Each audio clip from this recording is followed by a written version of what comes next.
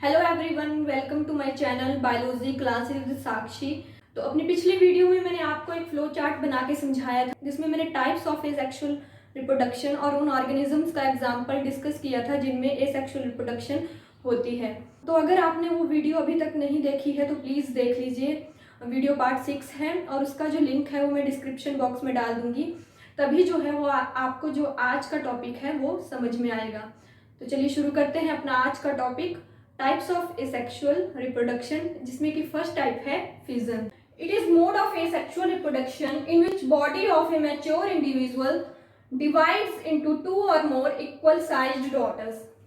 Fission जो है asexual reproduction का एक टाइप है। उसमें क्या होता है, जो पेरेंट सेल की बॉडी होगी वो डिवाइड होगी 2 या 2 से ज्यादा इक्वल साइज्ड डॉटर सेल्स में। इन unicellular organisms, protists for example amoeba, euglena and monerans for example bacteria, cell division results in fission, therefore it is the mode of asexual reproduction in them. Fission process से जो reproduction होती है ज्यादातर unicellular organisms में होती है।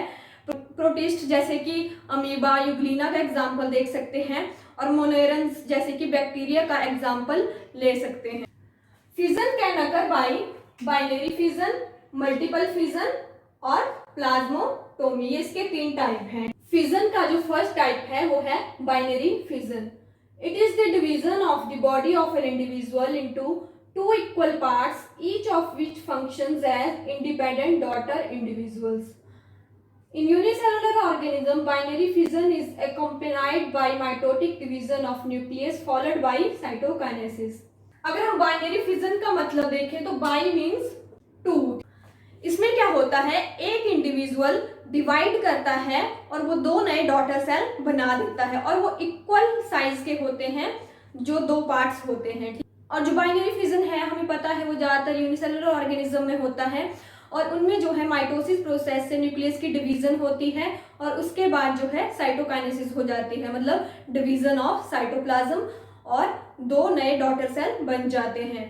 पर अगर हम बैक्टीरिया का केस देखें, जो वो भी एक यूनिसेलुलर ऑर्गेनिज्म है और उसमें भी बाइनरी फिजन से डिवीजन होती है, पर उसमें क्या होता है, एमाइटोसिस होती है। अभी तक हम माइटोसिस, मियोसिस के बारे में थोड़ा सा समझ चुके हैं। तो एमाइटोसिस में क्या होता है कि जो न्यूक्लियस है वो सिंपली स्प्लिट कर जाता है, या हम बोल सकते हैं न्यूक्लियस में सिंपल क्लीवेज होती है और वो डिवाइड हो जाता है।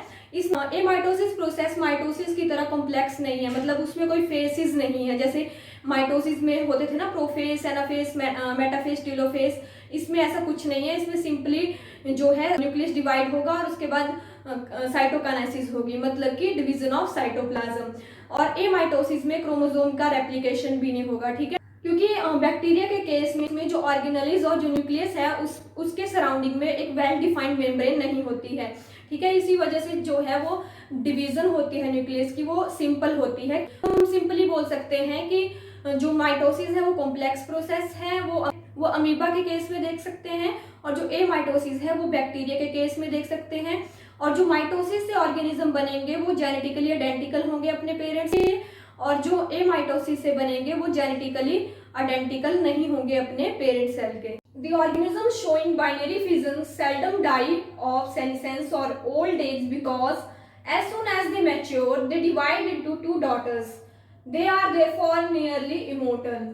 जो भी ऑर्गेनिज्म बाइनरी फिजन से सेल डिवीजन करते हैं वो ऑर्गेनिज्म हमेशा इमोर्टल होते हैं, मतलब जीवित रहते हैं। क्योंकि जब उनकी ओल्ड स्टेज या सेनेसेंस स्टेज आएगी वो क्या करेंगे, सिंपली डिवाइड कर देंगे और 2 नए डॉटर सेल्स बना देंगे। Depending upon the plane of division, binary fission is of 4 type. कौन कौन सा, सिंपल बाइनरी फिजन, सेकंड है लॉन्गिट्यूडनल बाइनरी फिजन, थर्ड है ट्रांसवर्स बाइनरी फिजन और फोर्थ है oblique binary fission. Simple binary fission आप अमीबा के केस में देख सकते हो और लॉन्गिट्यूडनल बाइनरी फिजन आप यूग्लिना के केस में देख सकते हो। ट्रांसवर्स बाइनरी फिजन आप प्लेनेरिया या पैरामीशियम के केस में देख सकते हो।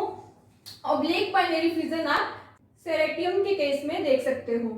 फर्स्ट जो टाइप है सिंपल और इरेगुलर बाइनरी फिजन, साइटोकाइनेसिस में occurs along any plane, for example amoeba. Cytokinesis का मतलब होता है डिवीजन ऑफ साइटोप्लाज्म, ठीक है। तो इसमें क्या होता है, जो सेल होता है वो किसी किसी भी प्लेन में डिवाइड कर सकता है। फॉर एग्जाम्पल अगर इस प्लेन में डिवाइड किया तो ऐसे डिवाइड होगा, अगर इस प्लेन में डिवाइड किया तो ऐसे डिवाइड हो जाएगा, और अगर इस प्लेन में डिवाइड किया तो ऐसे डिवाइड हो जाएगा। तो अगर देखा जाए तो इसमें इरेगुलर वे में किसी भी प्लेन में डिवीजन हो जाती है सेल की। इस डायग्राम में हम बाइनरी फिजन देख सकते हैं अमीबा के केस में। ये पेरेंट सेल है, ये इसका कॉन्ट्रैक्टाइल वैक्यूल है, और ये न्यूक्लियस है, ये सेल का साइटोप्लाज्म है। फिर क्या होगा, पहले कैरियोकाइनेसिस हो जाएगी। कैरियोकाइनेसिस का मतलब है division of nucleus. Yes, 2 copies बन जाएंगी न्यूक्लियस की, और उसके बाद जो है सेंटर से सेल नैरो होगा और साइटोकाइनेसिस हो जाएगी, मतलब साइटोप्लाज्म डिवाइड कर जाएगा और 2 नए डॉटर सेल्स बना देगा। ये जो डॉटर सेल्स हैं ये सिमिलर होंगे, आइडेंटिकल्स होंगे अपीयरेंस में अपने पेरेंट सेल के, और इनका जो जेनेटिक मेकअप होगा वो भी सिमिलर होगा, जैसा पेरेंट सेल में होगा हूबहू डॉटर सेल्स में होगा। क्योंकि अमीबा के केस में क्या है, सिंपल बाइनरी फिजन होगा, मतलब सेल किसी भी एक्सिस से डिवाइड हो जाएगा और 2 डॉटर सेल्स बना देगा। सेकेंड टाइप का बाइनरी फिजन है longitudinal binary fission. Cytokinesis occurs along longitudinal axis, for example Euglena.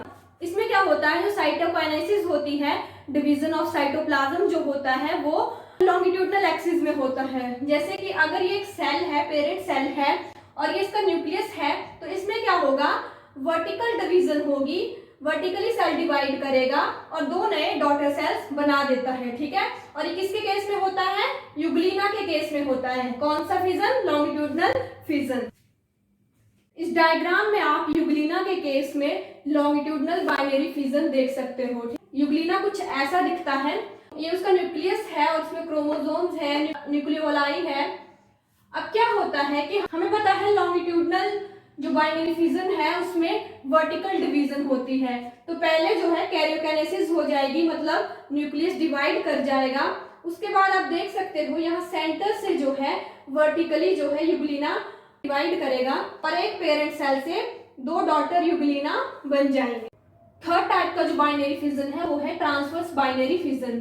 Cytokinesis occurs along transverse axis, for example paramecium and planaria के केस में ट्रांसवर्स बाइनरी फिजन होता है। अगर एक पेरेंट सेल है और ये इसका न्यूक्लियस है, तो इसमें क्या होगा, हॉरिजेंटली सेल डिवाइड करेगा। ऐसे जो है एक सेल, एक पेरेंट सेल डिवाइड होके 2 डॉटर सेल्स बना देगा। तो इसमें जो डिवीजन है वो ट्रांसवर्स एक्सिस में होगी। प्लेनेरिया में जो है ट्रांसवर्स बाइनरी फिजन होता है। प्लेनेरिया कुछ इस तरह से दिखता है, ये इसकी आईज है। इसमें जो बॉडी जब 2 पार्ट्स में डिवाइड हो जाएगी तो जो मिसिंग पार्ट होगा वो अपने आप उसकी फॉर्मेशन हो जाएगी। जैसे इसमें आईज नहीं है, अभी ये ट्रांसवर्स डिवीजन हुई ना इसमें, तो इनमें जो मिसिंग पार्ट होगा अपने आप बन जाएगा। फोर्थ टाइप का जो बाइनरी फिजन है वो है oblique binary fission. Cytokinesis occurs along oblique plane, for example Ceratium. ठीक है, इसमें क्या होता है, जो पेरेंट सेल है, ये इसका न्यूक्लियस है, ये क्या करता है, डायगोनली डिवाइड करता है और 2 डॉटर सेल बना देता है जो कि इंडिपेंडेंटली सर्वाइव कर सकते हैं। तो इस टाइप की डिवीजन को हम क्या बोलते हैं, oblique binary fission. Oblique binary fission in Ceratium, इसका फिजन पॉइंट है, इसमें डायगोनल जो है बाइनरी फिजन होता है, मतलब जो साइटोकाइनेसिस होगी, जो डिवीजन ऑफ साइटोप्लाज्म होगा वो डायगोनल एक्सिस में हो। सेकेंड टाइप का जो फिजन है वो है multiple fission. In this process, the parent body divides into many daughter organisms. First, the nucleus divides repeatedly without the division of the cytoplasm. Later, the cytoplasm divides into as many as parts as that of nuclei. तो इस process में क्या होता है, जो parent body होती है वो डिवाइड होती है, और किस में डिवाइड होती है, मैनी डॉटर ऑर्गेनिजम्स में। मतलब एक पेरेंट सेल बहुत सारे डॉटर सेल्स बना देगा। सबसे पहले क्या होगा, पेरेंट सेल का जो न्यूक्लियस होगा वो रिपीटेडली डिवाइड होता रहेगा, मतलब बहुत सारे न्यूक्लियस बन जाएंगे पेरेंट सेल में। उसके बाद क्या होगा, जो पेरेंट सेल का साइटोप्लाज्म होगा उसमें वो ईच न्यूक्लियस को, जितने भी न्यूक्लियस बने होंगे उनको कवर कर लेगा। Cytoplasmic part encircles one daughter nucleus. This result in the formation of many smaller individuals from a single parent organism. अब जब साइटोप्लाज्म ने जितने भी न्यूक्लियस होंगे पेरेंट सेल में, उनके सराउंडिंग में एक सर्कल बना लिया है, उसके बाद क्या होगा, पेरेंट सेल की वॉल रप्चर होगी और जितने भी स्मॉल डॉटर सेल्स बने होंगे वो इंडिविजुअली फंक्शंस करेंगे। ठीक, इसके एग्जांपल क्या हैं, ये किसमें होता है मल्टीपल फिजन, अमीबा के केस में, प्लाज्मोडियम के केस में। जैसे कि अगर ये एक पेरेंट सेल है, ये इसका न्यूक्लियस है, ये साइटोप्लाज्म है, ये मल्टीपल डॉटर सेल्स बना देगा। बाइनरी फिजन में हम देख रहे थे कि एक पेरेंट सेल से 2 डॉटर सेल्स बन रही थी, पर इसमें 2 से ज्यादा बनेंगी। ठीक है, जैसे कि अगर ये पेरेंट सेल है तो इसमें क्या होगा, ये इसका न्यूक्लियस है, ये डिवाइड करेगा और डिवाइड करता रहेगा। ठीक है, फिर क्या होगा, मल्टीपल न्यूक्लियस बन जाएंगे पेरेंट सेल में। ठीक है, जैसे मैंने यहाँ 5 सेल बनाए हैं एक पेरेंट सेल से, तो मैं 5 न्यूक्लियाई बना देती हूँ। फिर क्या होगा, जो साइटोप्लाज्म होगा सेल का वो इसको कवर कर लेगा और ऐसे सेल्स जो हैं बन जाएंगे। Multiple fission in amoeba. Amoeba में क्या होता है, बाइनरी फिजन से तो एसेक्सुअल रिप्रोडक्शन होती ही है, पर मल्टीपल फिजन से भी एसेक्सुअल रिप्रोडक्शन होती है। कैसे, जब अनफेवरेबल कंडीशंस आ जाती हैं, मतलब कि टेम्परेचर जो है बहुत ज़्यादा हाई होगा या कम होगा, मतलब हॉट कूल कंडीशंस होंगी या ड्रॉट कंडीशंस होंगी, वाटर की कमी होगी, मतलब स्कार्सिटी ऑफ फूड होगा, तो ऐसी कंडीशन में अमीबा जो है वो 3 लेयर चिटेनियस सिस्ट वॉल बना लेता है। ये इसका न्यूक्लियस है, ये साइटोप्लाज्म है और ये इनएक्टिव फॉर्म है और इस फिनोमेना को क्या बोलते हैं, इंसिस्टमेंट बोलते हैं। जब 3 लेयर सिस्ट वॉल बनती है, अमीबा एक सब्सटेंस रिलीज करता है जिससे कि ये 3 लेयर सिस्ट वॉल बनती है। ये वॉल काफी हार्ड होती है, मतलब प्रोटेक्शन के लिए होती है। जब हॉट कूल टेम्परेचर होगा या ड्रॉट कंडीशंस होंगी, तो ऐसे टाइम पे ये जो सिस्ट वॉल बनेगी ये अमीबा को अंदर प्रोटेक्ट करके रखेगी। अब इसमें क्या होता है, अनफेवरेबल कंडीशन में ही क्या होगा, न्यूक्लियस की डिवीजन होगी, बहुत सारे मल्टीपल न्यूक्लियस बन जाएंगे और सिस्ट वॉल के अंदर साइटोप्लाज्म उन न्यूक्लियस को कवर कर लेगा। फिर जब फेवरेबल कंडीशंस आएंगी तब ये सिस्ट वॉल रप्चर हो जाएगी। इन स्ट्रक्चर्स को हम अमीबुलाई बोलेंगे। अब ये अमीबुलाई जो है वो जब सिस्ट वॉल रप्चर हो जाएगी तो ये बाहर आ जाएंगे और फिर फीड करेंगे और इंडिपेंडेंटली फंक्शन करेंगे। इनको सूडोपोडियोस्पोर्स भी बोलते हैं। ये अमीबा के सूडोपोडिया होते हैं जिनसे कि वो फूड को कैप्चर करता है। मल्टीपल फिजन से जब अमीबा में एसेक्सुअल रिप्रोडक्शन होती है तो उससे जो है एक पेरेंट सेल से मल्टीपल सूडोपोडियोस्पोर्स बन जाएंगे। मल्टीपल फिजन इन प्लाज्मोडियम। जो प्लाज्मोडियम है वो मलेरियल पैरासाइट है, मतलब मलेरिया डिजीज जो है प्लाज्मोडियम से होती है। तो इसके 2 होस्ट हैं, ह्यूमन बीइंग और फीमेल एनाफ्लीज मॉस्किटो। अब उसमें क्या होता है, मान लो कोई इन्फेक्टेड फीमेल एनाफ्लीज जिसमें कि प्लाज्मोडियम पैरासाइट है वो मुझे बाइट करती है, तो उसमें जो पैरासाइट की फॉर्म होगी वो इमेच्योर फॉर्म होगी और उसको क्या बोलेंगे, स्पोरोजोइट्स। तो वो स्पोरोजोइट्स को मेरे अंदर इंजेक्ट कर देगी मेरी ब्लड स्ट्रीम में और मेरी ब्लड स्ट्रीम से वो कहाँ पे चले जाएंगे, मेरे लीवर में। ठीक है, और वहां पे क्या होगा, वो मैच्योर होंगे और क्या बनाएंगे, साइजोन बनाएंगे। अब इसमें क्या होता है, फर्दर न्यूक्लियस की डिवीजन होएगी, साइटोप्लाज्म की डिवीजन होएगी और मल्टीपल जो है मीरोजोइट्स बन जाएंगे। ठीक है, ये कहाँ पे हुआ, लीवर में हुआ ह्यूमन बीइंग के। अब इसके बाद क्या होगा, जो मीरोजोइट्स है वो उसमें जो है सेक्सुअल स्टेज भी चल सकती है, एसेक्सुअल स्टेज भी चल सकती है। जो एसेक्सुअल स्टेज है वो ह्यूमन बीइंग के अंदर हुई और जो सेक्सुअल स्टेज है वो, अगर कोई फीमेल एनाफ्लीज मुझे फिर से बाइट करती है तो मेरा ब्लड होगा उसमें जो है वो पैरासाइट होंगे मीरोजोइट्स, वो फीमेल एनाफ्लीज के गट में चले जाएंगे। ठीक है, क्योंकि फीमेल एनाफ्लीज को ब्लड चाहिए होता है हमारा अपने एग को नरिश करने के लिए। तो जब मीरोजोइट्स जो है फीमेल एनाफ्लीज के मिडगट में चले जाएंगे तो वो गैमेटोसाइट्स बनाएंगे और उनके जब फ्यूजन होगा तो फिर क्या होगा, ओकाइनिड्स बनेंगे, ओकाइनिड्स से oocysts बनेंगे और oocysts से फिर से स्पोरोजोइट्स बन जाएंगे। ठीक, अब ये स्पोरोजोइट्स फीमेल एनाफ्लीज के मिडगट में बने, वहां से क्या होगा, फिर से जो है स्पोरोजोइट्स फीमेल एनाफ्लीज के स्लेवरी ग्लैंड्स में आ जाएंगे और वहां से जब अगर फिर से उसने हमें बाइट कर लिया तो वो स्पोरोजोइट्स हमारे ब्लड स्ट्रीम में आ जाएंगे और फिर से वो लीवर में जाएंगे और साइजोइड बनाएंगे और इस तरीके से ये साइकिल चलता रहेगा।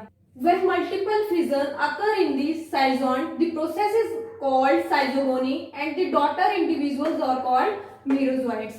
बोलने का मतलब है कि जब प्रोसेस जो है साइजोइड में होगा तो उस प्रोसेस को क्या बोलेंगे, साइजोगोनी बोलेंगे, और जो डॉटर इंडिविजुअल्स बनेंगे उनको क्या बोलेंगे, मीरोजोइट्स बोलेंगे। ठीक है, मान लो अगर साइजोइड पेरेंट सेल है तो उसके जो डॉटर इंडिविजुअल्स बनेंगे वो उनको मीरोजोइट्स बोलेंगे। When multiple fission occur in the oocysts, ये किस में होगा, फीमेल एनाफ्लीज के गट में, it is called sporogony and daughter individuals are called sporozoites.